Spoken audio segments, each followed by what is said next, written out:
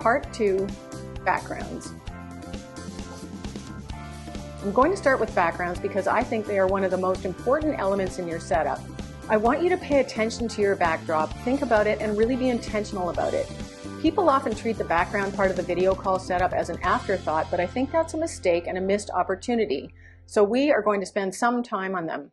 They matter, they can help you show up really well or completely detract from your presentation. Your background may dictate where you set up, and to some extent, even what you wear.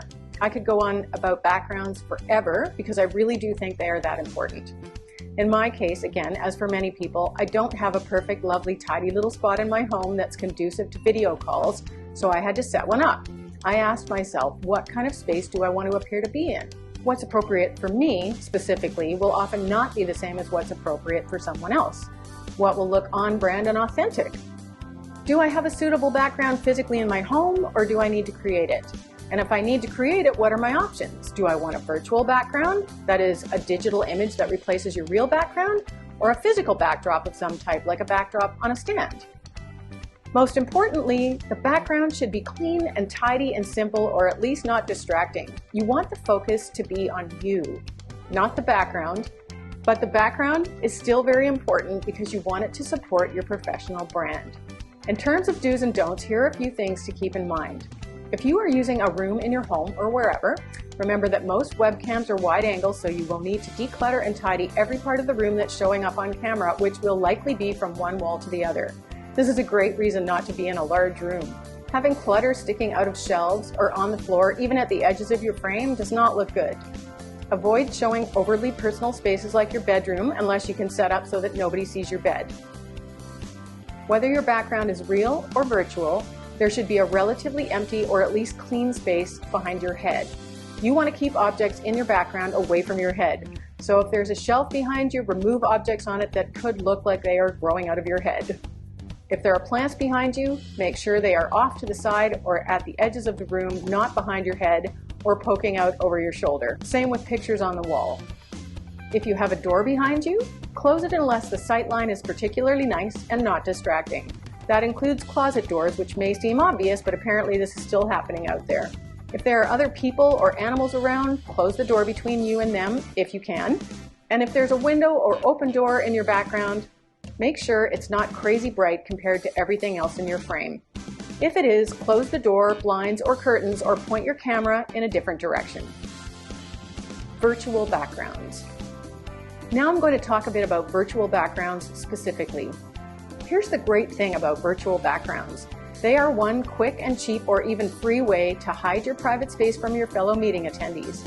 You can even introduce corporate branding into your background image if you want. And they do give you the most flexibility and opportunity to be creative by far in terms of what your background is going to be. You can also easily change the background depending on who you're meeting with. However, when I first started writing this presentation, I was obsessed with virtual backgrounds, which are digital images that replace your actual background. But that was before I finally pretty much gave up on them for a couple of reasons, the biggest one being that not all of the platforms even supported virtual backgrounds, and then once they started to catch up to Zoom, which supported them from the start, there were still distracting technical issues. The bottom line is that there is no one platform that does a perfect job of virtual backgrounds such that viewers don't notice anything unrealistic or distracting.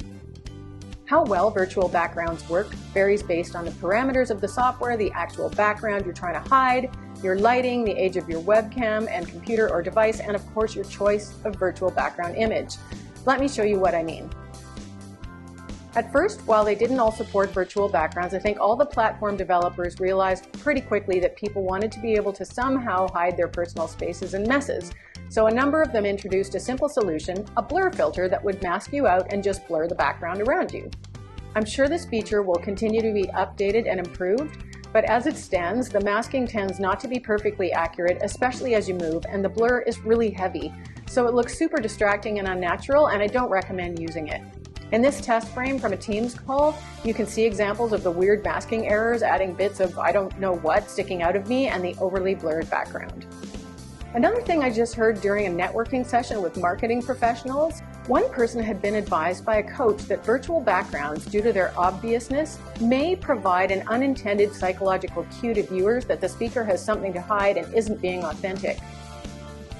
Nevertheless, for many people, virtual backgrounds will continue to be the most accessible option, so let's talk about what works and doesn't work.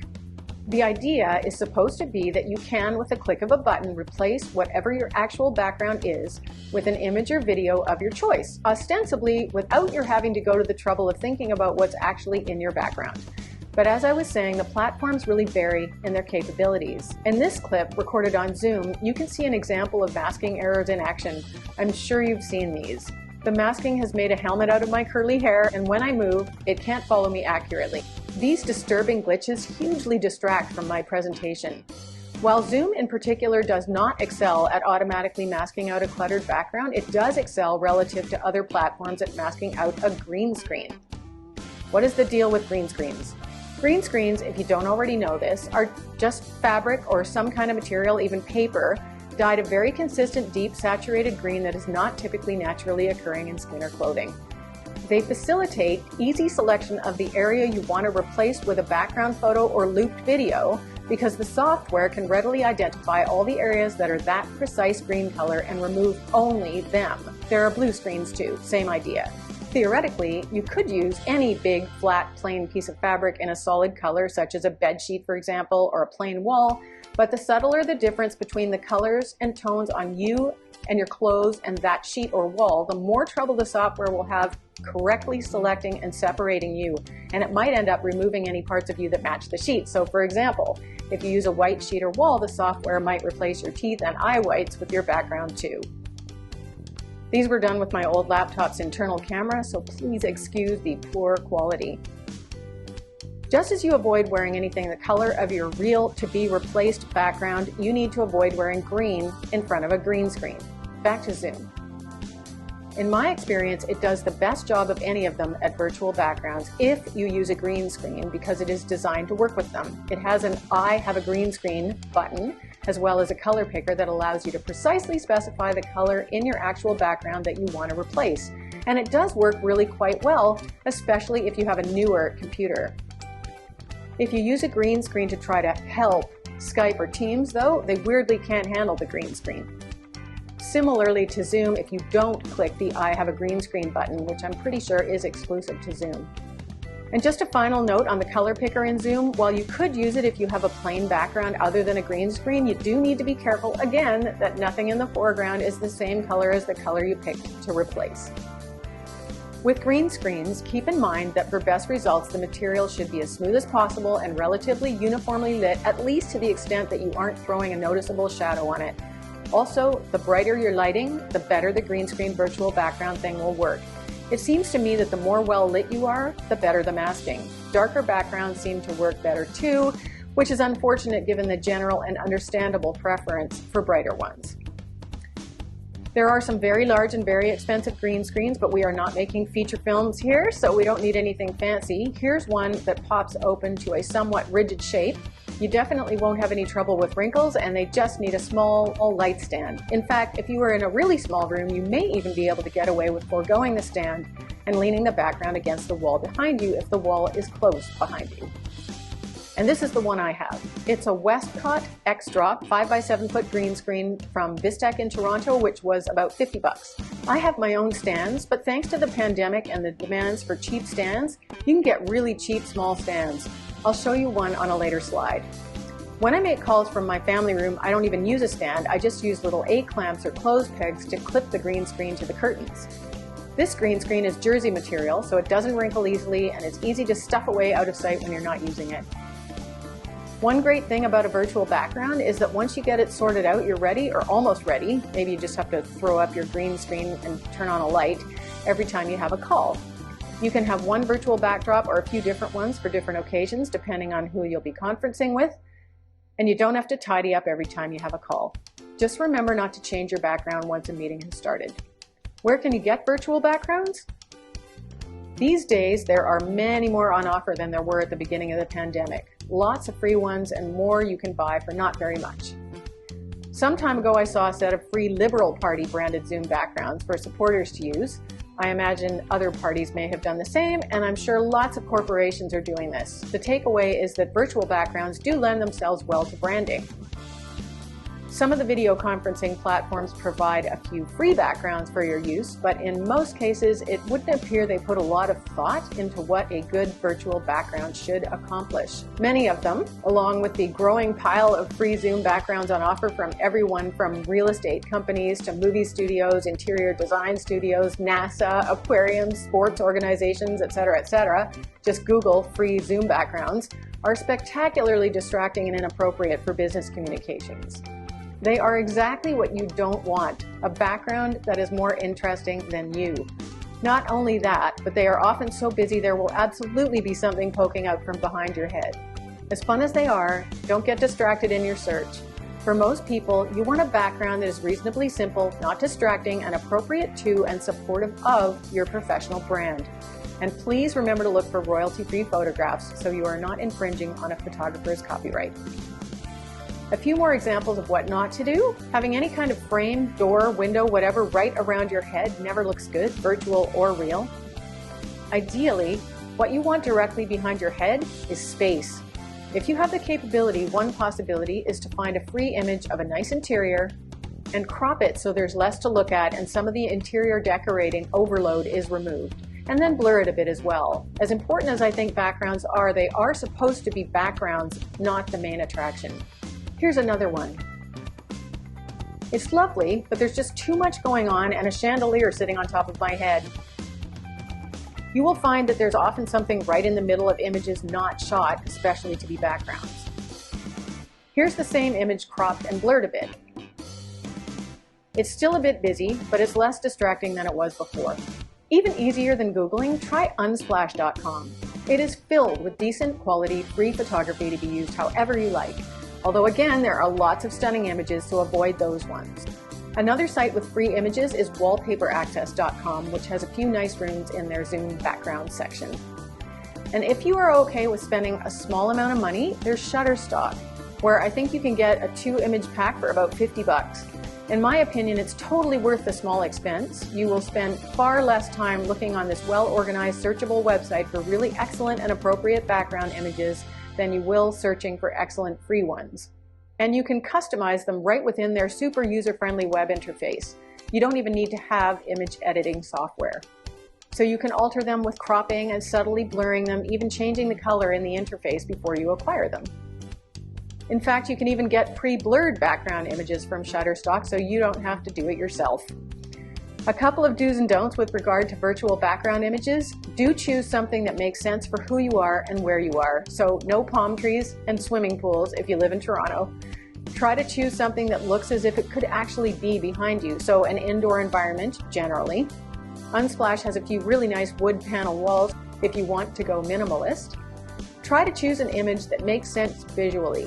So for example, if you are softly lit by a small daylight balanced lamp, choose a background image that is also daylight balanced as opposed to a super warm, contrasty, highly color saturated background. And really, really important, as I suggested earlier, make sure your background photo is not sharper than your webcam's recording of you. That's a glaring giveaway that your setup is not real and may be, to some extent, inauthentic. Here's an example again showing the color mismatch and the too sharp background. What's puzzling to me is the number of free and included virtual backgrounds available that reflect the mistakes people want not to be making, like showing the ceiling because your camera angle is too low. This one's free from Microsoft Teams. More on this camera angle issue later. Oh, and don't have people in your virtual background, because how weird will it look for them not to be moving when you are? If you're motivated to make a bit more of an effort in the name of maintaining authenticity, have a look around your own home.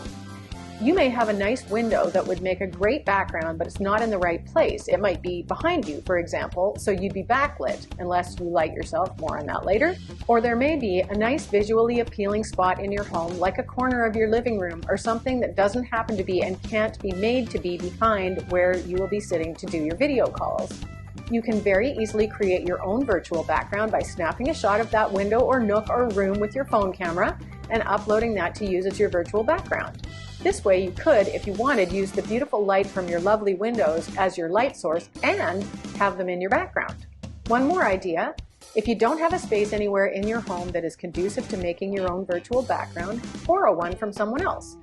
I actually got this window shot from a friend's cottage. So for example, now that we're out and about visiting people in their homes again, or if we're not, then when we are, if your best friend has a lovely window or living room that matches your taste and sensibilities, ask them if you can snap a shot and use it as a background. Or if you or someone you know has a beautiful office somewhere, take a picture of that with their permission. Keep in mind that your phone pics will be plenty high res, and if they're not quite sharp, that's actually a bonus. Just try to hold the camera straight when you shoot to mimic a view that would be visually appropriate behind you. So don't tilt the camera up or down too much. Look straight at the room to avoid distorted perspective that will look weird and wrong when you're sitting in front of the picture. You don't want horizontal or vertical lines like the edge of a door, for example, that don't line up with the edge of your frame. This isn't an extreme example, and the background is a bit busy, but hopefully you get the idea. It's very easy to find image size requirements online. There's no need to go into detail here, but just as an example, for Zoom, they want a GIF or JPEG. Minimum dimensions are 960 pixels by maximum 1920 pixels with a maximum file size of 5 megabytes. For most webcams, the aspect ratio is 16:9, which is a wide horizontal movie format, but you may be able to change the ratio to 4:3. Just note that if you use a more square background image, the top and bottom will get cut off to make it fit into the 16:9 zoom frame when necessary. To be safe, assume you'll need the wide horizontal 16:9 format. If the ratio changes in a zoom grid, you'll be covered. It seems as if some zoom grids are 16:9 and some are closer to 4:3. I've gone on way longer than I meant to about virtual backgrounds, so I will skip the detailed comparison between platforms as they're kind of moving targets anyway due to continuing development and upgrades. But I will just add that in some cases where a platform doesn't natively support virtual background functionality can often be added by use of a third-party virtual webcam app. Examples would be ManyCam, Snap Camera, ChromaCam, XSplit, VCam, Cam Mask, and SparkoCam, Virtual Webcam, etc. These are designed to enhance live streams and video calls by facilitating things like virtual backgrounds, picture-in-picture, desktop sharing, and other special effects, filters, etc. A virtual webcam app basically replaces your webcam with an augmented camera display that acts as your camera's webcam. Thanks to Brian White of the YouTube channel Video Zeus for that phrasing. But again, cross-platform compatibility may be limited and seems to change unexpectedly. Most of these apps are pretty gimmicky overall, providing silly filters and limited controls for adjusting color, contrast, exposure, etc. The one feature I do use with an app for Apple called Eyeglasses is the zoom in and out. Zooming in is another way to get rid of distracting stuff around you, not with a virtual background, but with real backgrounds, which we'll get onto in a second. Unless you really need to zoom in, if you can't already, or really need the other features, these apps are probably best avoided, especially if you're having to switch platforms from meeting to meeting. Also, I should just note that overall there are more apps available and more support for apps for PCs than for Macs. Just something to keep in mind. Even if you get a virtual background all set up, remember you'll have to set it up in each individual platform, and always make sure you have a non-virtual one ready to go in case of unexpected incompatibility or technical issues. Recently, a friend of mine got all set up on Zoom, making sure well ahead of time that everything looked and sounded perfect for a very important job interview, and discovered right before it was to start that the meeting wasn't on Zoom, it was on Teams. Her third-party app, which allowed her to zoom in, didn't work on Teams, at least not without a lot of fiddling around, so she had to ditch the whole setup, leaving her flustered and her confidence undermined. Which brings me to my ultimate recommendation: if you can, maybe consider not using virtual backgrounds. In my opinion, while they can work, they're not worth the headaches and mismatched cross-platform reliability. While you can choose to use a slightly different setup depending on which platform your meeting is going to be on, I suggest it may be more efficient and work better for you to create one setup and stick with it, meaning virtual backgrounds would be out. But don't despair. Many of the points I made about virtual backgrounds apply to any background. Photo fabric backgrounds. So while I was all over virtual backgrounds initially, as I said, I finally realized there was a far less technical solution I've been using a variation of for years in my still photography that is simple and easily deployed, although a bit more expensive, and that is photo fabric backgrounds, which can be used anywhere you can fit them, and which don't care what platform you're using, so your setup may not ever have to change. The same rules apply to whatever background you use in terms of not being too busy or having things appearing to poke out from behind your head or shoulder. I have designed a small collection of backgrounds based on the concept of creating the appearance of an at-home space that looks reasonably nice but not eye-catching, and with uninterrupted space for your head. I use one of these almost exclusively now. They are totally portable small fabric backgrounds that hang from a stand and cross pole. They allow you to easily hide your private space, your mess, or whatever like a green screen does, but with these there is no mucking around with virtual camera settings or worrying about not wearing green clothes or white clothes, etc. And they are even smaller than most green screens, so they fit even more easily into small, possibly cluttered spaces like some home offices or closets. I've actually developed a little kit that people can buy that includes a 3.5 by 5 foot background, the smallest possible size that would fill the frame of most webcams with many people's setups if you put the background right behind your chair, along with a stand and light. The fabric is a relatively wrinkle-resistant material with a thin rubber backing that helps cut down on shine through and backlighting if you have light coming from behind you. The disadvantage compared to virtual backgrounds is that you'd probably have only one or two, so there's less flexibility to change your background depending on who you're meeting with. I do plan to add more designs to reflect more corporate as well as home environments. And I can also create custom designs or use customer-supplied images following the guidelines I gave earlier for virtual background shots, as long as they are shot at a high enough resolution, so no small shaky cell phone snaps. If virtual and photo fabric backgrounds all seem too difficult, another option would be a simple collapsible gray backdrop like the pop-up green screen I showed you earlier. Or in a pinch, even a nice wrinkle-free piece of fabric could do the job. I happen to have a super affordable end-of-roll piece of gray upholstery fabric I had bought years ago at a fabric store, hung right behind me from a pole and stand. It looks clean and tidy, and I've even had a compliment on it from a creative director. Keep in mind that thin fabrics may sag, so thicker fabric may work better, and don't skimp on the number of clamps along the top. You want to keep the fabric taut. One caveat, be careful with bright or heavily saturated colors, which might confuse your webcam's auto color balance, distract viewers, and be unflattering next to your skin. Neutrals like beige and gray will probably work best, especially with older cameras.